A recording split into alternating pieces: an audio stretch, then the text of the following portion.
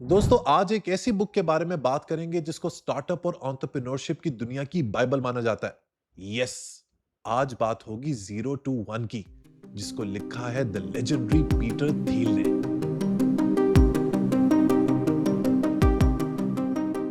Peter Thiel दोस्तों ना सिर्फ एक कमाल का एंटरप्रेन्योर या इन्वेस्टर है, बल्कि एक जबरदस्त इंटेलेक्चुअल इंसान भी है। He is the founder of PayPal and Palantir. Facebook के जो इनिशियल फाउंडर्स थे, इन्वेस्टर्स थे, उसमें भी पीटर थील का नाम है। इसके अलावा बेतहाशा ऐसी कंपनीज है जिनके अंदर पीटर थील ने इन्वेस्ट किया है। He is a man worth multi billion dollars. Investor तो वो है, उसने बड़े कामयाब बिजनेसेस भी एस्टैब्लिश किए हैं। लेकिन ये जो दोस्तों इसकी किताब है ना, 0 to 1, it is a class apart. अगर आप अपना बिजनेस शुरू करना चाह रहे हैं, स्टार्टअप शुरू करना चाह रहे हैं और हायर ऑर्डर थिंकिंग की तलाश में हैं, तो 0 to 1 आपने लाजमी पढ़नी है। लेकिन इस बुक में ऐसा क्या स्पेशल है कि जब भी मुझसे कोई बिजनेस, स्टार्टअप या एंटरप्रेन्योरशिप के बारे में किसी भी बुक की रिकमेंडेशन मांगता है, तो सबसे पहली बुक जो मैं सजेस्ट करता हूं वो 0 to 1 ही होती है। तो सबसे पहले समझते हैं कि ये 0 to 1 का कॉन्सेप्ट क्या है, इसके पीछे क्या आइडिया है। देखें, इस आइडिया को समझने के लिए सबसे पहले इस ग्राफ को देखें। इस ग्राफ के अंदर जो एक्स एक्सिस है वो हॉरिजॉन्टल प्रोग्रेस को रिप्रेजेंट करता है। यानी कि आप मार्केट में कोई भी प्रोडक्ट उठाओ, उसमें थोड़ी बहुत इंक्रीमेंटल चेंजेस कर दो या उसी की कॉपीज बना दो और उसे बेचना शुरू कर दो, इसको हॉरिजॉन्टल प्रोग्रेस कहते हैं। हॉरिजॉन्टल प्रोग्रेस में एक प्रोडक्ट 1 से 2 होती है, 2 से 3 होती है, 3 से 300 होती है, 300 से 3 लाख होती है, and the number goes on. इसीलिए इसको कहते हैं मूविंग फ्रॉम 1 to n।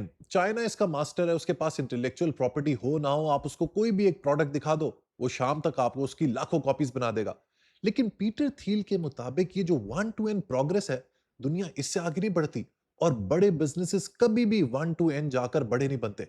अगर बिजनेस या स्टार्टअप को बड़ा बनना है तो वो बड़ा होगा 0 to 1 जाके। अब जरा आप वाई एक्सिस को देखें, इसको कहते हैं वर्टिकल प्रोग्रेस। वर्टिकल प्रोग्रेस का मतलब है नथिंग से समथिंग क्रिएट करना, यानी कि 0 से 1 तक जाना। वर्टिकल प्रोग्रेस दुनिया को वो चीज देती है जो पहले कभी मौजूद नहीं थी। वर्ड प्रोसेसिंग सिस्टम से पहले सारी दुनिया टाइपराइटर के ऊपर काम करती थी। अलग अलग मुल्क अपने तरह के टाइपराइटर्स बनाया करते थे, किसी के बटन फैंसी, किसी की आवाज मुख्तलिफ और किसी की ओवरऑल लुक मुख्तलिफ। लेकिन माइक्रोसॉफ्ट ने जब अपना वर्ड प्रोसेसिंग सॉफ्टवेयर दुनिया को इंट्रोड्यूस किया, ये सारे के सारे टाइपराइटर्स ऑब्सोलीट हो गए। 0 to 1 प्रोडक्ट्स दोस्तों जो होती हैं, उनका कमाल ही होता है कि वो जो सारा एग्जिस्टिंग इंफ्रास्ट्रक्चर है उसको नल एंड वॉइड करके बिल्कुल दुनिया को एक नया प्रोडक्ट देते हैं। अब आप आज से 10-12 साल पहले जाएं, अगर मुझे अपने घर से ऑफिस जाना है या किसी और लोकेशन पे जाना है और मेरे पास सवारी नहीं है, तो मैं गली के कोने पे सख्त गर्मी के अंदर खड़ा हूंगा, टैक्सी या रिक्शे का इंतजार करूंगा, फिर उसे किराए पर झगड़ा करूंगा और उसके बाद अपनी मंजिल को पहुंचूंगा। लेकिन फिर उबर जैसी एक कंपनी ने सोचा कि इस सिस्टम को चेंज किया जाए, एक ऐसी प्रोडक्ट डेवलप की जाए जो 0 to 1 हो। उन्होंने एक मोबाइल ऐप बनाई जिसमें घर बैठे मैं गाड़ी को अपने घर पर बुला सकता हूं, अपनी मर्जी की गाड़ी, एसी वाली गाड़ी, और बगैर किराए का भाव-ताव किए मैं बासानी अपनी मंजिल तक पहुंच सकता हूं। आज पूरी दुनिया में टैक्सीज का बिजनेस ठप है, लेकिन उबर जैसी राइड हेलिंग सर्विसेज आज भी कामयाब है। इसी तरह दुनिया में जो भी लीडिंग कंपनीज हैं, उनमें ज्यादातर आपको वही नजर आएंगी हु इंट्रोड्यूस्ड अ प्रोडक्ट और service which took them from 0 to 1। Airbnb की एग्जांपल ले लें, फेसबुक की एग्जांपल ले लें, गूगल की एग्जांपल ले लें। ऐसा नहीं है कि गूगल से पहले सर्च इंजन नहीं था, लेकिन गूगल के पास वो प्रोप्राइटरी एडवांटेज था, वो सर्च इंजन एल्गोरिदम था जिसने पुराने सारे सिस्टम्स को ऑब्सोलीट कर दिया। इसी तरह अमेज़न ने अपना बिजनेस स्टार्ट किया ऑनलाइन किताबें बेच के। उससे पहले लोग बुक स्टोर्स जाया करते थे, कोई किताब किसी बुक स्टोर पर अवेलेबल नहीं है, फिर प्राइस की फ्लक्चुएशंस है और फिर कम्यूट की टेंशन है। लेकिन अमेज़न ने ये प्रॉब्लम हमेशा के लिए सॉल्व कर दिया। इसी तरह एयरबीएनबी से पहले लोग होटल्स के हाथों ब्लैकमेल हुआ करते थे। होटल ने जो भी टैरिफ तय कर दिया, आपको वही पे करना है। लेकिन एयरबीएनबी के बाद लोगों ने अपने घरों को ही होटल में कन्वर्ट कर लिया। लिहाजा इस बुक की सबसे बड़ी और पहली लर्निंग यह है कि अगर आपने एक स्केलेबल प्रोडक्ट बनानी है जो एक्सपोनेंशियल ग्रोथ की ताकत रखती हो, तो ज्यादातर चांसेस ये हैं कि वो कामयाब तब होगी when it takes you from 0 to 1। आगे पीटर थील एक और जबरदस्त बात कहता है। वो कहता है कि भाई कंपटीशन इज फॉर लूजर्स। अगर आप किसी ऐसी प्रोडक्ट या सर्विस के ऊपर काम कर रहे हैं जो ऑलरेडी रेड ओशन में मौजूद है, उस ओशन में बड़ी बड़ी शार्क्स हैं जो आपको एंटर होते ही खा जाएंगी, तो ये आपकी बेवकूफी है। हमेशा बिजनेस वो ज्यादा कामयाब होते हैं, वो ग्रेट बनते हैं जो कंपटीशन को इररिलेवेंट कर देते हैं। वो एक ऐसी इंडस्ट्री एस्टैब्लिश करते हैं जो पहले थी ही नहीं। जितना कंपटीशन ज्यादा होगा उतने आपके प्रॉफिट स्क्वीज होंगे। लिहाजा इस रिग मरोल से बचने के लिए पीटर थील एक कंट्रोवर्शियल आइडिया देता है। वो कहता है कि बिजनेसेस को, स्टार्टअप्स को एक ऐसी मार्केट एंटर करनी चाहिए जिसमें वो मोनोपोली क्रिएट कर सकें। मोनोपोली का नाम सुनते ही हमारे दिलो दिमाग में एक नेगेटिव इमेज बनता है, लेकिन पीटर थील कहता है कि मोनोपोली एक ऐसा सिनारियो है जो इनोवेशन के लिए बेनिफिशियल हो सकता है, क्योंकि क्रिएटिव मोनोपोली उस वक्त एस्टैब्लिश होती है जब कोई कंपनी एक ऐसी यूनिक चीज क्रिएट करे जो पहले एग्जिस्ट ही नहीं करती और जिसे कंपेटिटर्स आसानी से कॉपी ना कर सकें। पीटर थील का कहना है कि अगर आप एक ऐसी प्रोडक्ट या सर्विस बनाते हो जो आपके कंपटीशन से 5%, 10%, 20 या 30% बेहतर है, तो चांसेस हाई हैं कि आपका जो कस्टमर है वो कंपटीशन की तरफ चला जाए। लेकिन अगर आपने एक ऐसी कंपनी बनाई जो आपके कंपटीशन से 10x यानी कि 10 टाइम्स बेटर है, तो आपके कंपटीशन के पास चांस ही नहीं होगा कि वो आपको कैचअप कर सके। एक जमाना था जब हम मूवीज देखने के लिए डीवीडीज लाया करते थे, सीडीज लाया करते थे, उससे पहले वीएचएस टेप्स का जमाना था। लेकिन नेटफ्लिक्स ने हमेशा के लिए गेम बदल के रख दिया। आज कोई सोच भी नहीं सकता कि वो डीवीडी के ऊपर मूवी देखेगा। इसी तरह एप्पल का जो आईफोन है वो ब्लैकबेरी को खा गया। हालांकि ब्लैकबेरी ने पहले स्मार्टफोन बनाया था, लेकिन एप्पल ने एक ही फोन को म्यूजिक प्लेयर बना दिया, इंटरनेट डिवाइस बना दिया और एक एंटरटेनमेंट का टूल बना दिया। आज ब्लैकबेरी का नामो निशान नहीं है, लेकिन एप्पल इज $1 ट्रिलियन कंपनी। लिहाजा इस किताब की दूसरी लर्निंग यह है कि अपनी प्रोडक्ट को 10x बेहतर करो ताकि अपनी इंडस्ट्री में मोनोपोली क्रिएट कर सको। और याद रखें दोस्तों, ये मोनोपोलीज तब तक सरवाइव करेंगी जब तक ये क्रिएटिव मोनोपोलीज रहेंगी। इस बात का मतलब यह है कि कॉन्स्टेंटली अपनी प्रोडक्ट के ऊपर रिसर्च करती रहेंगी, अपने प्रोडक्ट को इंप्रूव करती रहेंगी, क्योंकि अगर प्रोडक्ट और सर्विस के अंदर हर क्वार्टर के साथ इंप्रूवमेंट नहीं आई तो chances are high that competition will catch up. अब देखें, पीटर थील ने जब ये किताब लिखी थी उस वक्त नामो निशान नहीं था चैट जीपीटी का, क्लॉड का, जेमिनाई का या एआई का। लेकिन आज देखें, all of these AI engines are giving a tough competition to Google, क्योंकि इन AI engines ने स्कोप ही बदल दिया, मार्केट ही बदल दी। गूगल को कॉपी नहीं किया, एक ऐसी प्रोडक्ट बनाई जो 0 to 1 है, और आज देखिए सारी दुनिया इसकी लपेट में आ गई है। यही फंडामेंटल आइडिया जो हमेशा आपने अपने जहन में बिठा के रखना है। पीटर थील के मुताबिक ये जो क्रिएटिव मोनोपोलीज होती हैं, इनमें आमतौर पर 4 कैरेक्टरिस्टिक्स होते हैं। पहली ये कि इनके पास प्रोप्राइटरी एडवांटेज होता है, यानी ऐसी टेक्नोलॉजी जो कंपनी की अपनी हो और चांस ही ना हो कि कंपटीशन उसको कॉपी कर सके। अब आप देखें कि कोका कोला का जो फॉर्मूला है वो उसका सबसे बड़ा प्रोप्राइटरी एडवांटेज है, जो पिछले 150 सालों से उसने संभाल के रखा हुआ है, and no one has been able to copy it. यही वजह है कि कोका कोला आज भी दुनिया का लीडिंग ब्रांड है। दूसरा कैरेक्टरिस्टिक है नेटवर्क इफेक्ट्स। नेटवर्क इफेक्ट उस वक्त क्रिएट होता है जब किसी प्रोडक्ट को यूज करने वाले लोगों की तादाद बढ़ने के साथ उस प्रोडक्ट की वैल्यू भी बढ़ती जाए।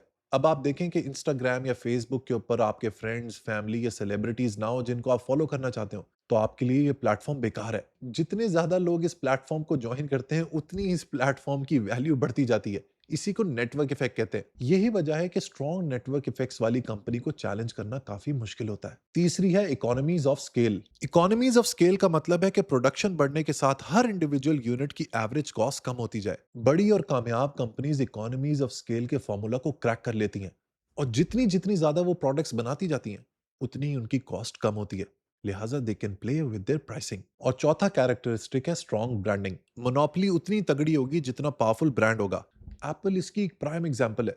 पूरी दुनिया में कोई एक कंपनी नहीं है जो एप्पल की ब्रांडिंग को कॉपी कर सके, and that is one of its greatest strength. अब अगर आप कोई बिजनेस एस्टैब्लिश करना चाहते हैं और देखना चाहते हैं कि क्या मैं अपनी इंडस्ट्री के अंदर क्रिएटिव मोनोपोली क्रिएट कर पाऊंगा या नहीं, तो आपने इन 4 सवालों के ऊपर फोकस करना है। सबसे पहले तो ये कि क्या कंपनी के पास कोई ऐसा प्रोप्राइटरी एडवांटेज है जो कंपटीशन के पास नहीं है। दूसरा ये कि क्या ज्यादा यूजर्स आने से कंपनी का नेटवर्क इफेक्ट बढ़ेगा या नहीं। तीसरा ये कि जैसे जैसे बिजनेस ग्रो होगा क्या economies of scale kick in करेंगी या नहीं। और चौथी बात ये कि कंपनी की ब्रांडिंग क्या इतनी स्ट्रांग है कि अगर उसको कंपटीशन कॉपी भी कर ले तब भी ब्रांड की आइडेंटिटी कायम रहेगी। अगर दोस्तों इन सवालों का जवाब हाँ है ना, तो कूद जाए इस इंडस्ट्री के अंदर। You will eventually create a creative monopoly. 0 to 1 में पीटर थील एक और इंटरेस्टिंग आइडिया देता है। वो कहता है कि किसी भी प्रोडक्ट की पहले नीश मार्केट, छोटी सी मार्केट को डोमिनेट करो, इससे पहले कि तुम अपने आप को एक्सपैंड करो। पहले एक मार्केट के लीडर बनो, उसके ऊपर फोकस करो, और उसके बाद एडजेसेंट मार्केट्स में जाओ। इसकी एक बड़ी जबरदस्त एग्जांपल Amazon है। Amazon ने काम शुरू किया था ऑनलाइन किताबें बेच के, लेकिन आज देखें इट्स एन एवरीथिंग स्टोर। दुनिया की हर चीज आपको Amazon पे मिल जाएगी। अगर पहले दिन ही जेफ बेजोस Amazon के ऊपर हर चीज रख देता तो Amazon पहले ही साल में मर जाती। स्ट्रैटेजी जबरदस्त थी। पहले एक मार्केट को डोमिनेट किया, अपनी एक्सपर्टीज को बनाया, अपने आप को मार्केट लीडर बनाया, और उसके बाद अपने आप को एक्सपैंड करना शुरू किया। अब दोस्तों बात करते हैं कि पीटर थील के मुताबिक अगर आपने एक कामयाब स्टार्टअप बनाना है तो आपको क्या चाहिए। सबसे पहले तो वो कहता है you need a strong vision. वो कहता है कि जिन स्टार्टअप के फाउंडर्स एडवेंचरस, पैशनेट और थोड़े अनकन्वेंशनल होते हैं उनके कामयाबी के चांसेस बढ़ जाते हैं। पेपैल की जो फाउंडिंग टीम थी वो भी अनकन्वेंशनल पर्सनालिटीज पर मुश्तमिल थी। फाउंडर्स का काम सिर्फ ये नहीं है कि कंपनी शुरू करना है, इन्वेस्ट करवाना और लोगों को हायर करना। फाउंडर वो शख्स होता है जो कंपनी को विजन देता है, डायरेक्शन देता है, नेविगेट करवाता है। और जितना उसका विजन स्ट्रांग होगा, जितना वो ड्रिवन होगा, जितनी उसके अंदर परसिवियरेंस होगी, उतनी ही उसके कामयाबी के चांसेस बढ़ जाएंगे। दूसरी चीज बड़ी इंटरेस्टिंग है, वो कहता है कि for a startup to be successful it needs to have a secret. Peter Thiel कहता है कि हाईटेक दुनिया को देखकर लगता है कि तमाम इंपॉर्टेंट इन्वेंशंस पहले ही हो चुकी हैं, लेकिन ये गलत है। दुनिया में अब भी बहुत से सीक्रेट्स मौजूद हैं, ऐसी इंपॉर्टेंट अपॉर्चुनिटीज और ट्रूथ्स हैं जिन्हें ज्यादातर लोग अभी तक पहचान नहीं सके। लिहाजा कंपनी को कामयाब करवाने के लिए एक फाउंडर को या फाउंडिंग टीम को हमेशा हंट करनी चाहिए उन अपॉर्चुनिटीज की जो अभी भी सीक्रेट है। तीसरी और शायद जो सबसे इंपॉर्टेंट बात यह है कि स्टार्टअप्स को परसिस्टेंस चाहिए, स्पेशली फाउंडर्स की तरफ से। एक बिजनेस को एस्टैब्लिश होने में, प्रॉफिटेबल होने में कई महीने, इवन कई साल लग जाते हैं। अगर इस दौरान फाउंडर डगमगा गया, then company will go down the drain. चौथी बात का ताल्लुक कल्चर से है। वो मैनेजमेंट सर्कल्स में एक बड़ी जबरदस्त सेइंग है that culture Yeats strategy for breakfast. यानी कि आप जितनी बड़ी लंबी लंबी स्ट्रैटेजीज बना लें, जितने मैनेजमेंट कंसल्टेंट्स हायर कर लें, अगर आपकी कंपनी का कल्चर स्ट्रांग नहीं है, तो फिर उस स्ट्रैटेजी का कोई फायदा नहीं होगा। चाहे कोई भी बिजनेस हो, स्टार्टअप हो या एंटरप्रेन्योरियल वेंचर हो, वो तब कामयाब होता है जब उसका कल्चर स्ट्रांग हो। टॉक्सिक कल्चर्स में कोई भी काम नहीं करना चाहता, लोग नौकरियों की तरह काम करते हैं। जब एम्प्लॉइज की अपनी पर्सनल एम्बिशंस कंपनी के ऑब्जेक्टिव्स के साथ मिल जाती हैं, तभी कंपनी ग्रो करती है। और ये तब तक नहीं होता जब तक एक थ्राइविंग और प्रोग्रेसिव कल्चर ना हो। और फिर आखिर में वो कहता है कि भाई कंपनी को ग्रो करने के लिए उसके पास सेल्स स्ट्रैटेजी भी तगड़ी होनी चाहिए। What's the use of a product if it doesn't sell? आपके पास दुनिया का बेहतरीन प्रोडक्ट हो सकता है, लेकिन अगर आपके पास उसको बेचने की स्ट्रैटेजी नहीं है, तो फिर उस प्रोडक्ट का क्या फायदा? तो दोस्तों, ये तो था 0 to 1 का निचोड़। अगर आपको लगता है कि आपके अंदर कहीं ना कहीं एंटरप्रेन्योरशिप के जर्म्स हैं, तो जरूर इसको ट्राई आउट करें। ज्यादातर लोग इस दुनिया में नौकरियां करते हैं। आप जानते हैं इसकी सबसे बड़ी वजह क्या है? इसकी साइकोलॉजिकल रीजन है। People love the security of being told what to do. मेरी जरा इस स्टेटमेंट के बारे में सोचिएगा। अगर आप सेल्फ ड्रिवन है और गार्ड रेल्स के बगैर काम कर सकते हैं, तो 0 to 1 आपको आपकी एंटरप्रेन्योरियल जर्नी में जरूर मदद कर सकती है। वीडियो पसंद आई हो तो लाइक बटन जरूर प्रेस कीजिएगा, and don't forget to subscribe to Book Buddy. Until next time, good bye.